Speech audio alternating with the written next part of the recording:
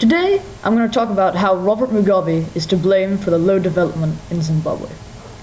Zimbabwe is a naturally beautiful country, full of natural materials.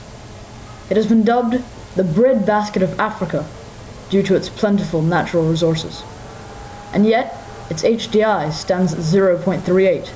It was 0.43 in 1985. Its GDP per capita stands at 487 US dollars.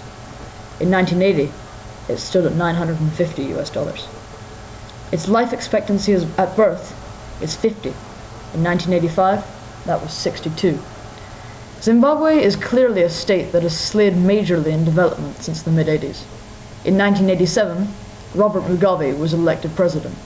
This was no coincidence. Here, we set to prove that he is responsible for Zimbabwe's misery.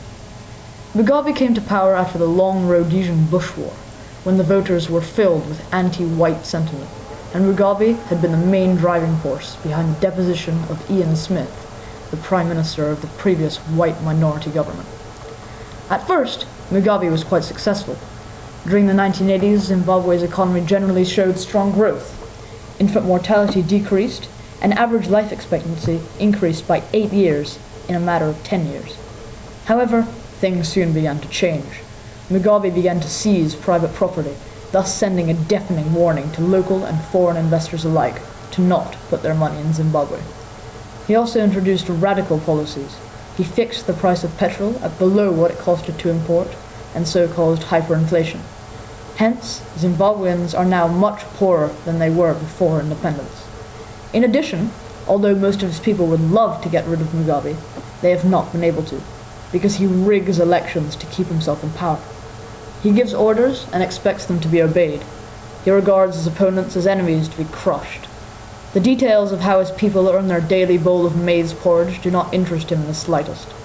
Nowhere exemplifies how an authoritarian government can stifle a nation's ability to create wealth better than Robert Mugabe's Zimbabwe. The saddest part of all is that the people of Zimbabwe are open, friendly, hospitable, and among the best educated in Africa. They deserve to be rich. Zimbabwe is very wealthy in natural resources, yet remains a country with an HDI of 0.38. The country has a modern banking sector, skilled manufacturers, and adequate roads, and yet Zimbabwe is a mess, and Mugabe is to blame. In 1980, a Zimbabwean dollar was worth more than a US dollar. By 2003, the Zimbabwean dollar barely bought a 50th of an American cent. There is no one responsible but Robert Mugabe, and he should be stopped in his tracks. Thank you for listening.